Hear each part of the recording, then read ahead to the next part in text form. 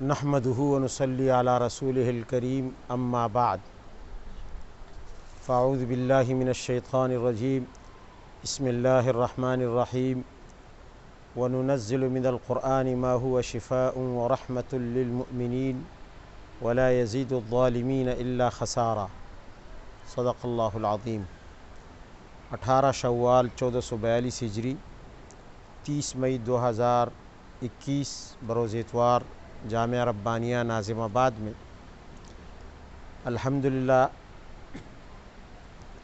برادرم مولوی انعام الحق کے اصرار پر اور ان کی خواہش پر ایک مرتبہ پھر سے درس اتوار کا آغاز کیا جا رہا ہے۔ جو چند سال پہلے سلسلہ رک گیا تھا، تو اب الحمدللہ کوشش کریں گے کہ وہ سلسلہ دوبارہ مستقل بنیادوں پر قائم ہو۔ قرآن عظیم اللہ کا کلام ہے، مگر یہاں ایک سوال ہے کہ قرآن ہماری ضرورت کیوں ہے؟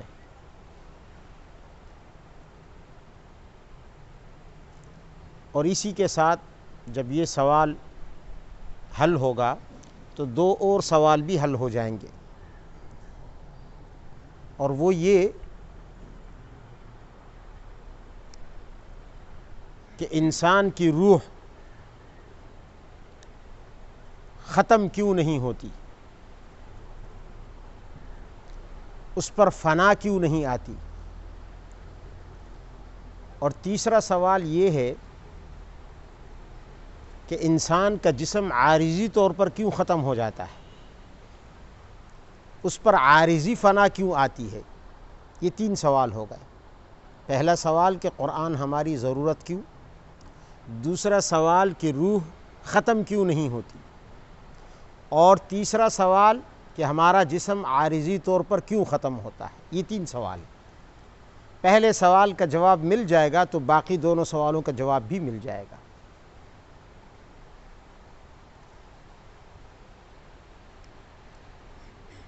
یاد رکھیں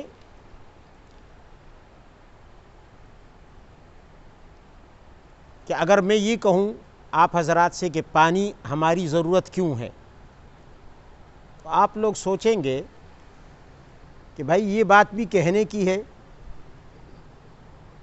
پانی کے بغیر کوئی زندہ نہیں رہ سکتا، تو پانی ضرورت ہے۔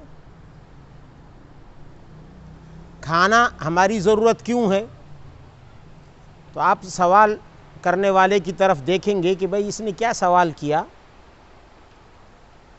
کھانا ضرورت ہے، اس کے بغیر تو انسان زندہ نہیں رہ سکتا۔ تو اسی طرح یہ سوال بھی ہے کہ قرآن ہماری ضرورت ہے تو کیوں؟ اس سوال کو سمجھنے کے لیے ایک اور تمہید سمجھ لیجئے، اور وہ یہ ہے کہ انسان کی فطرت میں، اس کی جبلت میں ایک خواہش ہے،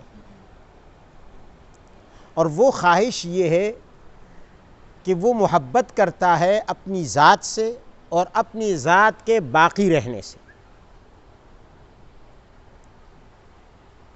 کیا دنیا میں کوئی ایسا شخص ہے جو اپنی ذات سے محبت نہ کرتا ہو؟ ہر شخص اپنی ذات سے محبت کرتا ہے۔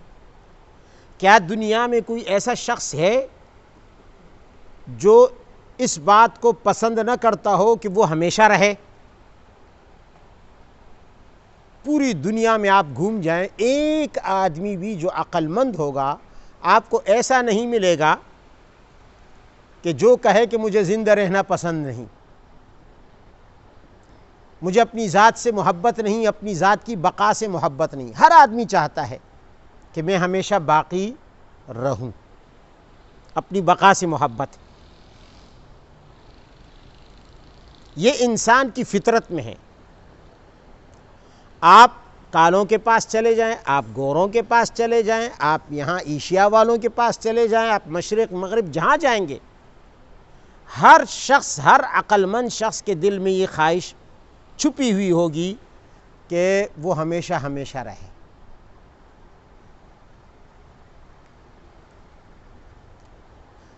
جب یہ بات معلوم ہو گئی کہ پوری دنیا کے انسانوں کے دل میں یہ خواہش ہے، اس کا مطلب یہ ہوا کہ تمام عقل مندوں کا اس پر اتفاق ہے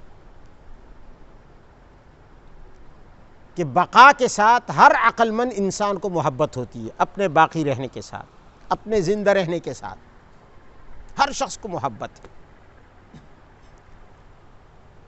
معلوم ہوا کہ ہمیشہ باقی رہنا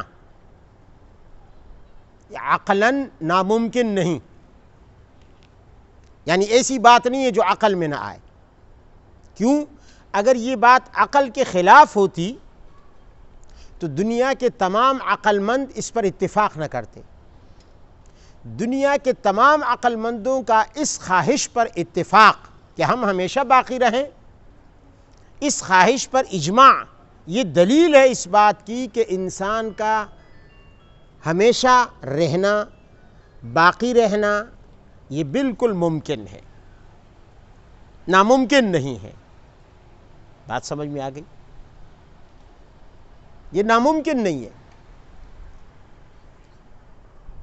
جب ناممکن نہیں ہے تو اب آتے ہیں اس بات کی طرف کہ ہم دنیا میں دیکھتے ہیں کہ کیا دنیا میں یہ خواہش پوری ہو سکتی ہے؟ نہیں ہو سکتی۔ وجہ یہ ہے کہ اس زمین میں اللہ تعالیٰ نے صلاحیت رکھی ہے تغیر کی، تبدیلی کی۔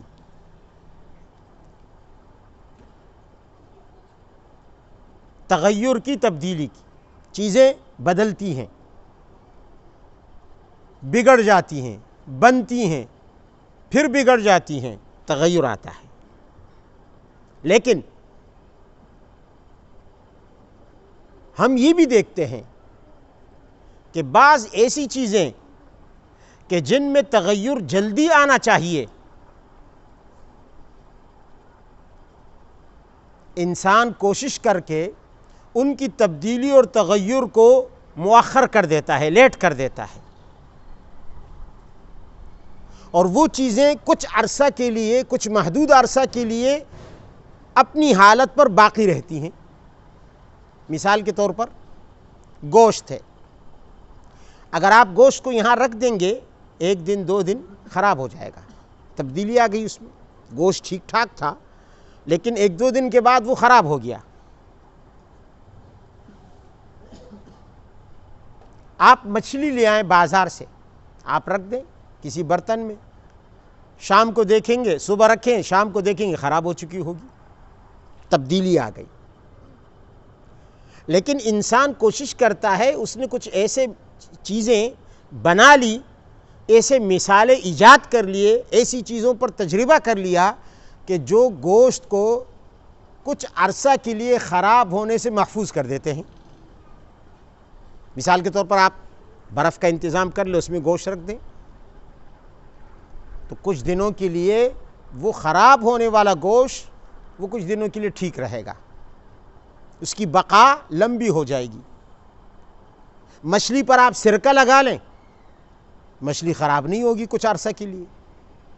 ابھی بقرعید آ رہی ہے، کھالیں اکٹھی کرتے ہیں لوگ، دوسرے دن خراب ہو جاتی ہے، یا صبح لاتے ہیں شام کو خراب ہو جاتی ہے۔ لیکن اگر اس پر نمک چھڑک دیا جائے تو نمک کی وجہ سے وہ کچھ عرصہ کے لیے محفوظ ہو جاتی ہے۔ مصر میں بڑے بڑے اہرام ہیں، بڑے بڑے مقبرے ہیں جن کو دیکھ کر انسان کی عقل حیران رہ جاتی ہے۔ وہ مقبرے کن لوگوں کے ہیں؟ مصری بادشاہوں کے، فرعونوں کے۔ ان کی لاشیں ان مقبروں میں آج بھی محفوظ ہیں۔ حالانکہ انسان کو اگر آپ جو مرا ہوا انسان ہو تو اگر اس کی لاش رکھ دیں گے تو وہ اگلے دن خراب ہو جائے گی۔ ان کی لاشیں ہزاروں سال گزرنے کے بعد بھی ٹھیک ٹھاک ہیں۔ کیوں؟ انہوں نے ایسے مثالیں ایجاد کر دیے کہ ان لاشوں کو ان لاشوں پر وہ مثالیں لگا دیے گئے۔ اس کو حنوط کہتے ہیں، حنوط۔ ان کو حنوط کر دیا گیا اور وہ لاشیں خراب ہونے سے محفوظ ہو گئی۔ تو انسان کو اپنی بقا سے محبت ہے، اپنی ذات سے محبت ہے، اپنے باقی رہنے سے محبت ہے، کیونکہ اگر انسان باقی نہیں رہے گا یہ ساری نعمتیں بیکار ہیں۔ بھئی اگر ایک لاش پڑی ہے، ایک مالدار آدمی کی، بادشاہ کی، مالدار کی لاش پڑی ہے، اور اس کے سامنے اس کی بیوی ہے، اس کا گھر ہے، اس کا بنگلہ ہے، اس کی گاڑی ہے، تو یہ تمام نعمتیں اس کے کام کی ہیں، اس کے لیے بیکار ہیں۔ ایک آدمی مرا ہوا پڑا ہے اور سامنے ساری نعمتیں موجود ہیں، بیوی بھی زندہ ہے، گھر بھی موجود ہے، گاڑی بھی ہے، یہ نعمتیں اس کے کام کی ہیں، اس کے لیے بیکار ہے، بیکار ہے، کیونکہ اب وہ ان نعمتوں سے فائدہ حاصل نہیں کر سکتا، مزہ نہیں لے سکتا، اور تو اور اس کے اندر کی جو نعمتیں ہیں وہ بھی بیکار ہیں۔ قوت سماعت ایک نعمت ہے، بصارت ایک نعمت ہے، ذائقہ ایک نعمت ہے۔ آپ اچھے اچھے ذائقے، اچھے اچھے کھانے کھاتے ہیں تو ذائقہ کی وجہ سے نا، ذائقہ نہ ہو تو آپ کو ساری چیزیں پھیکے لگیں گی، یہ ایک نعمت ہے۔ لیکن لاش کے پاس، لاش کے جسم کے اندر یہ تمام نعمتیں اس کے لیے بیکار ہے۔ کان موجود ہے مگر وہ نعمت اس کے لیے بیکار ہے، سماعت کی نعمت اس کے لیے بیکار ہے۔ معلوم ہوا کہ جب بقا ہوگی، جب انسان ہمیشہ رہے گا تو نعمتوں سے فائدہ لے گا، انسان ختم ہوا تو نعمتیں بیکار ہو گئیں، قیمتی سے قیمتی نعمت بھی اس کے لیے بیکار ہے، کسی کام کی نہیں ہے۔ اب سوال یہ ہے کہ جی ہم نے تو مچھلی کو سرکہ لگا کر کچھ عرصے کے لیے تغیر اور تبدیلی سے محفوظ کر دیا، ہم نے گوشت کو برف میں رکھ کر کچھ دنوں کے لیے خراب ہونے سے روک دیا، ہم نے کیا کیا، کھال کو نمک لگا کر خراب ہونے سے روک دیا۔ کیا انسان کی روح، یہ بھی تو ایک شے ہے اور اس دنیا میں ہے، تو جس طرح دنیا کی ہر چیز تغیر پذیر ہے، اس میں تبدیلی آتی ہے، روح میں بھی تبدیلی آئے گی۔ تو کیا یہ روح اس تغیر سے بچ سکتی ہے اور ہمیشہ کے لیے باقی رہ سکتی ہے؟ کیا ایسی کوئی چیز ہے کہ جو اس روح کے ساتھ لگ کر یا روح اس کے ساتھ لگ کر خراب ہونے سے محفوظ رہ جائے اور اس میں بقا کا اثر پیدا ہو جائے، ہمیشہ کے لیے باقی رہے؟ ہم نے کائنات میں نظر دوڑائی تو ہمیں ایسا کوئی مثالہ نظر نہیں آیا، ہمیں ایسی کوئی چیز نظر نہیں آئی۔ ہاں ایک ذات کی طرف نظر گئی اور وہ ہے اللہ تعالیٰ کی ذات اور اس کی صفات۔ اللہ کی ذات اور اس کی صفات میں کوئی تبدیلی، کوئی تغیر نہیں آتا۔ اب روح کو تغیر اور تبدیلی اور بگاڑ سے بچانے کے لیے ضروری ہے کہ اللہ کی ذات کے ساتھ لگ جائے، تو ایسا تو ممکن نہیں۔ اللہ کی صفات میں ہم نے غور کیا تو اللہ کی صفات کے ساتھ بھی روح کا لگنا ممکن نہیں۔ ہاں ایک صفت ہے جس کے ساتھ روح لگے گی تو روح کو بقا اور دوام حاصل ہوگی، دوام حاصل ہوگا، بقا حاصل ہوگی، ہمیشہ کے لیے روح رہے گی۔ ایک صفت ہمیں ایسی ملی ہے اور وہ صفت ہے اللہ تعالیٰ کے کلام کی۔ کلام کے ساتھ یہ روح لگے گی تو یہ روح ہمیشہ کے لیے باقی رہے گی۔ یہی وجہ ہے کہ جب سے انسان پیدا ہوا اس وقت سے اللہ تعالیٰ نے اپنی اس صفت کلام کو اتارنا شروع کیا اس زمین پر۔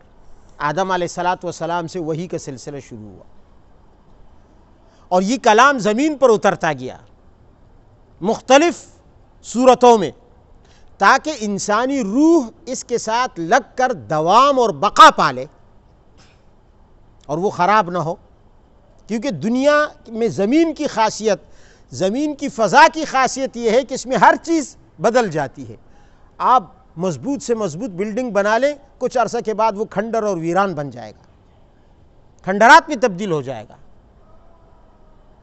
اور یہ تغیر ہر چیز پر ہے۔ تو اللہ نے اسی تغیر سے انسان کی روح کو بچانے کے لیے اپنی صفت کلام اتاری ہے جو اس کی صفت ہے، چونکہ کلام اس کی صفت ہے اور اس میں تغیر نہیں ہے تو اس کی صفت میں بھی تغیر نہیں ہے۔ اب جو روح اس کے ساتھ لگے گی وہ بھی تغیر سے محفوظ ہو جائے گی۔ تو یہاں ایک سوال پیدا ہوا، سوال یہ پیدا ہوا کہ پھر ہم مرتے کیوں ہیں اور یہ جسم خراب کیوں ہوتا ہے؟ اسی دنیا میں اس کلام کا یہ اثر کیوں ظاہر نہیں ہوتا؟ ایک اور سوال ہے۔ قرآن عظیم بھی آیا نا، قرآن عظیم بھی اسی کا کلام ہے۔ اللہ نے آخر میں قرآن اتارا، ابدی اور دائمی کلام، جو اس کے ساتھ وابستہ ہوگا وہ امر ہو جائے گا ہمیشہ کے لیے، وہ بقا پالے گا۔ لیکن سوال پھر یہاں ہے کہ موت آتی ہے، ہمارا جسم گل سڑ جاتا ہے، مٹی میں تبدیل ہو جاتا ہے، ایسا کیوں ہوتا ہے؟ یہ عارضی فنا آتی ہے، اس پر کیوں آتی ہے؟ تو یاد رکھیں اس کی وجہ یہ ہے کہ ہم تو ہیں تو اس دنیا میں، اور اس دنیا کے لیے قانون اللہ نے یہ بنایا ہے کہ اس دنیا کو اور اس زمین کو اور اس مٹی کو اور ان عناصر کو اللہ نے اس مزاج کے ساتھ پیدا کیا ہے کہ یہاں کوئی چیز اپنی حالت پر برقرار نہیں رہ سکتی، اس میں تبدیلی ضرور آئے گی۔ تو اگر اس زمین پر رہتے ہوئے، اس عالم میں رہتے ہوئے اگر تغیر نہ آئے تو پھر تو یہ تو دو ضدیں جمع ہو جائیں گی کہ قابل تغیر پذیر دنیا میں رہتے ہوئے تغیر نہ ہو، تبدیلی نہ ہو، یہ کیسے ہو سکتا ہے؟ اس لیے جانا ضروری ہے، یہ تغیر ضروری ہے۔ اور دوسری بات یہ ہے کہ یہاں اللہ تعالیٰ کی ایک اور حکمت ہے، اور وہ یہ ہے کہ یہ زمین بہت چھوٹی ہے، بہت چھوٹی ہے۔ اگر آدم علیہ السلام سے لے کر اور قیامت تک کے تمام انسان مستقل زندہ رہیں اور کوئی بھی نہ مرتا اور زندہ رہتے اور زندہ رہیں تو اس زمین پر تل دھرنے کو جگہ نہ ہوتی، کیونکہ زمین تنگ ہے، چھوٹی ہے، اس کے 3 حصے تو پانی میں ڈوبے ہوئے ہیں، صرف چوتھائی حصہ ہے، اور اس میں بھی صرف انسان نہیں ہے، دوسری مخلوقات بھی ہیں۔ تو یہ انسان اگر زندہ رہتے تو زمین ان کا بوجھ برداشت نہ کر سکتی۔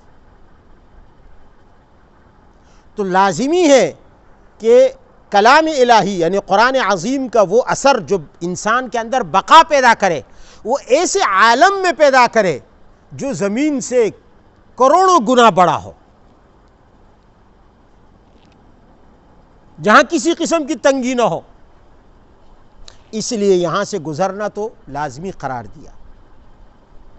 پھر ایک سوال پیدا ہو کہ جی ٹھیک ہے، آپ نے کہا کہ روح قرآن کے ساتھ لگ گئی، جو روح قرآن کے ساتھ لگ گئی اسے دوام اور ابدی اور بقا حاصل ہو گئی، ابدی بقا حاصل ہو گئی، اور جنت کی زندگی اسی بقا کی تعبیر ہے، دائمی بقا کی تعبیر ہے کہ پھر وہاں موت نہیں ہے، پھر وہاں ہر طرح کی نعمتیں ہیں، ان سے لذت اندوز ہونا ہے، لطف اندوز ہونا ہے۔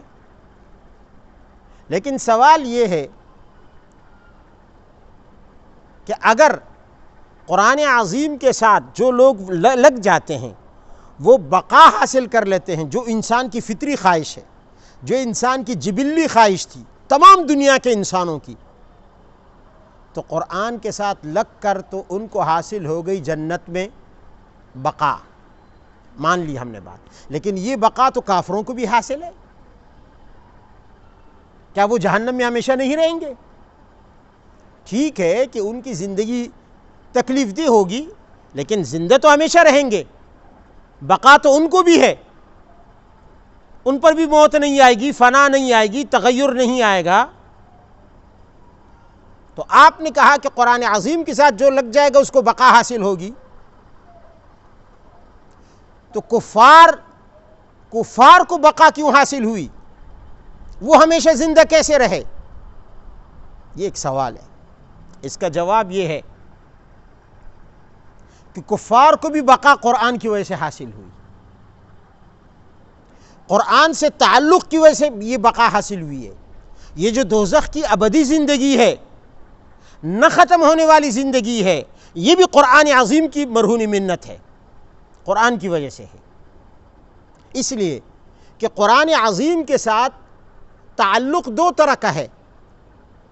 ایک وہ تعلق جو انسان کو ابدی بقا، ہمیشہ کی زندگی، بقائے ابدی دلاتی ہے آرام اور راحت کے ساتھ، اور قرآن عظیم کے ساتھ دوسرا تعلق وہ ہے جو انسان کو ابدی بقا دلاتی ہے لیکن تکلیف اور عذاب کے ساتھ۔ تو قرآن عظیم کے ساتھ مؤمنین کا بھی تعلق ہے، اس لیے ان کو ابدی زندگی حاصل ہو گئی۔ کافروں کا بھی تعلق ہے، ان کو بھی ابدی زندگی حاصل ہو گئی۔ مؤمنین کا تعلق ایمان کی صورت میں ہے، کافروں کا تعلق انکار کی صورت میں ہے۔ تعلق دونوں کا ہے، اور دونوں تعلقوں نے اپنا اثر دکھا دیا، ایک نے راحت کی صورت میں، دوسرے نے تکلیف کی صورت میں۔ فرق اتنا ہے، لیکن ہے تعلق دونوں کا۔ اور یہ جو ابد الاباد کی زندگی ہے، یہ قرآن سے تعلق کی وجہ سے ہے۔ اس لیے جو آیت میں نے پڑھی تھی اس میں اللہ تعالیٰ نے اسی کا ذکر کیا ہے، وَنُنَزِّلُ مِنَ الْقُرْآنِ مَا هُوَ شِفَاءٌ وَرَحْمَةٌ لِّلْمُؤْمِنِينَ وَلَا يَزِيدُ الظَّالِمِينَ إِلَّا خَسَارًا۔ اب یہاں دیکھیں، اللہ نے مؤمنین کا بھی ذکر کیا، ان کے تعلق کا بھی، اور کفار اور ظالمین کا بھی ذکر کیا، ان کے تعلق کا بھی۔ اب آپ کہیں یہ کیسے ہو سکتا ہے کہ بھئی قرآن عظیم ایک گروہ میں، یعنی مؤمنوں کے گروہ میں تو وہ اثر پیدا کر دے کہ ان کو اب بقائے ابدی عطا کر دے راحت اور آرام کے ساتھ، اور کافروں کا تعلق قرآن کے ساتھ ہو اور ان کو بقائے ابدی دلا دے تکلیف اور رنج کے ساتھ، مصیبتوں کے ساتھ، تکلیفوں کے ساتھ۔ کیا اس کی کوئی مثال ہے؟ جی ہاں، آپ نے مہندی دیکھی؟ مہندی کو جب آپ پانی میں گھول لیتے ہیں، پانی کا رنگ کیسے ہو جاتا ہے؟ ہاں، کالا ہو جاتا ہے نا۔ اگر آپ گھول لیں مہندی کو پانی میں، پانی کا کلر کیسے ہوگا؟ کالا۔ اور اسی مہندی کو آپ ہاتھ پہ لگا لیں تو ہاتھ کا کلر کیسے ہوگا؟ سرخ، چمکتا ہوا، خوبصورت۔ پانی بدصورت، پانی سیاہ، پانی کالا، کیوں؟ اس لیے کہ اس کا تعلق مہندی سے بنا۔ ہاتھ لال، ہاتھ خوبصورت، ہاتھ چمکیلا، کیوں؟ اس لیے کہ اس کا تعلق بھی مہندی سے بنا۔ یوم تبیض وجوہ وتسود وجوہ۔ ایک چہرہ قرآن سے رشتہ بناتا ہے، وہ روشن اور چمکدار ہو جاتا ہے ہاتھ کی اس لگی ہوئی مہندی کے کلر کی طرح، اور ایک چہرہ قرآن سے تعلق بناتا ہے تو اس کا چہرہ سیاہ ہو جاتا ہے، اس سیاہ اور کالے پانی کی طرح جس کا رشتہ مہندی سے لگ گیا، مہندی سے جڑ گیا۔ اسی طرح انسان کو بقا حاصل ہوتی ہے قرآن سے۔ معلوم ہوا کہ انسان نے اگر ابد الاباد کے لیے باقی رہنا ہے تو اس کے لیے قرآن عظیم کا مثالہ حاصل کرنا ہوگا۔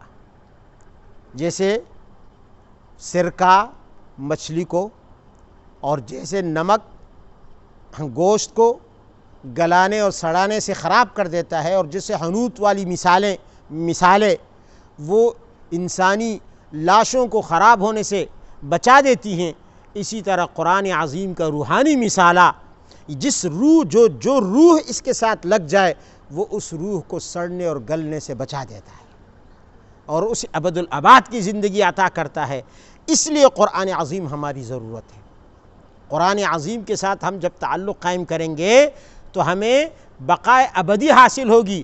وہ بقائے ابدی، وہ زندگی کی، وہ ہمیشہ کی بقا، ابدی بقا، جس کے لیے ہم دنیا میں خواہش بھی کرتے تھے اور لڑنے مرنے پر بھی آمادہ تھے، اور دولت خرچ کرنے پر بھی آمادہ تھے۔